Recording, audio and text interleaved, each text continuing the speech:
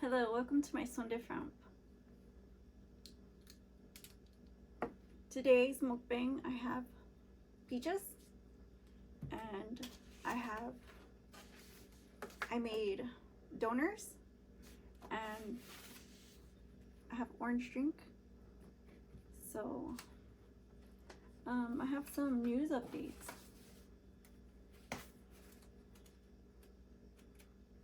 And for today's mukbang, I just wanted to go over them. And so let's give this a taste.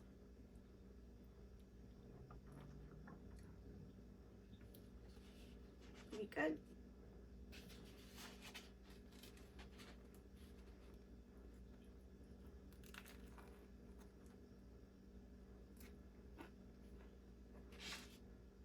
Mm.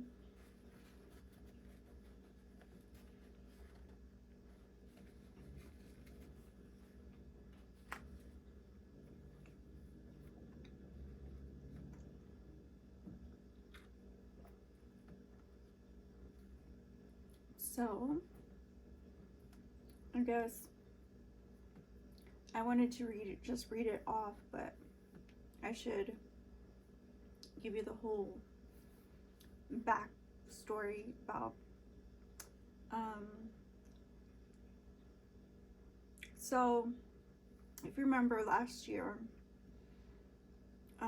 there was in the fall, Israel and Hamas battling it out, and it ended up with casualties on the side of Israel and hostages taken into Gaza, and the IDF was sent into Gaza. Well, they were already there because they're stationed there. So they were looking for the hostages in Gaza, and in doing so, they committed massacre of millions. So on Tuesday, they lost 24 fighters, 30 total casualties, and it was the worst since the fall of 2023 when it started. And so yeah, the IDF lost on Tuesday a mass casualty event, and this leading to Friday with the UN court, taking Netanyahu to task, the PM of Israel, to oversee that urgent and priority care be taken in the Gaza situation, to make sure that the genocide does not occur. That's per court and court orders. The ceasefire was not decided that day, so Biden on Friday again decided amongst the other leaders that they would hold IDF to ceasefire during the hostage swaps and demand extended periods of time for this occurrence. And I think that was a smart move, because without talk of ceasefire, really there's no peace, and with no peace there's no reason to wage war in the first place. You're just a warmonger, In this case with the IDF going to battle, and on Tuesday they lost 24 fighters. Can you imagine how Gaza must feel like that the less than 25 fighters that they lost was so powerful, and it pulled at their heartstrings enough that on Friday they just like, whatever you want, except for a ceasefire. But like I said, Biden went in and did his thing, and I think that IDF really needs to prioritize life, human life, it exists, and yet in Gaza, it's like the humanitarian situation is just an event that occurs, it's like a daily thing, and it shouldn't. Now I wanted to talk about another court case, I guess, in Japan.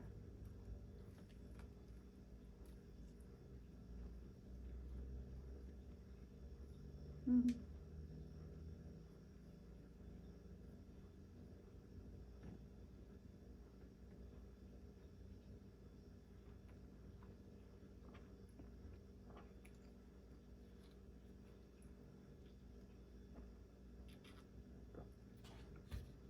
It came out a little spicy for me.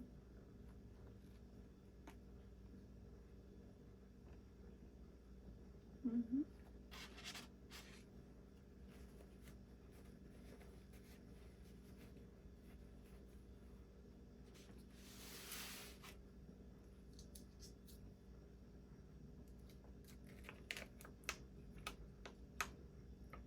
Yeah, I kind of want to get into these peaches.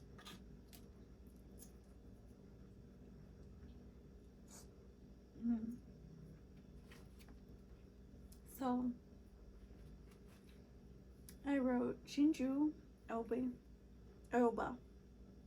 Shinji Aoba is 45 years old, and this occurred in Japan in 2019. So on Thursday, the court heard the case of Shinju Aoba, and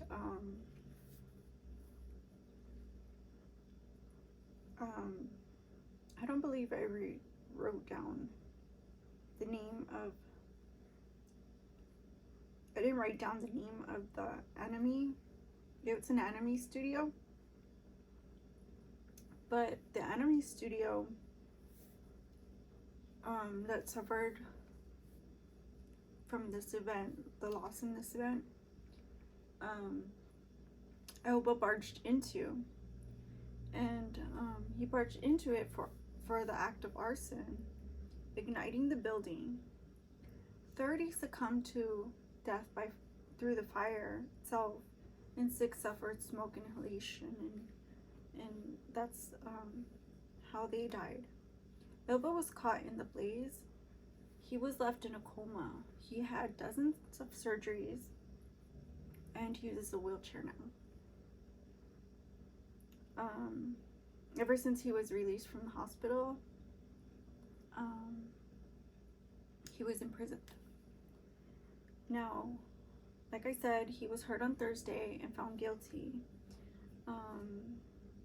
It says executed maybe in a few years. Japan is on the inhumane list for executions. They don't believe the courts don't the human rights activists don't believe that Japan is upholding the rights of humanity in the cases of execution, and they still believe in death by hanging. But the executions, once you're found guilty and given that, you only have a few years. So I think it said that it only gives you a few years, and once they decide the time, the date, you have a few hours before, you only have a few hours between the time that you're made aware, so they don't really release that to the public, even to the person or to anybody, the lawyers, the legal team. So you're just surprised, and then a few hours later it happens. Aoba received the death penalty for murder, arson, and attempted murder. His legal team argued that he was mentally insane, and the court found that not to be true, and the 36 total in casualties he is found guilty of committing. And like I said, he was charged and now found guilty. So that was his fate and his role in the animation fire that took place in 2019 in Japan. But thank you guys for joining me today, and I'll see you guys again soon on my Sonde Front. So see you later. See you soon. Bye bye.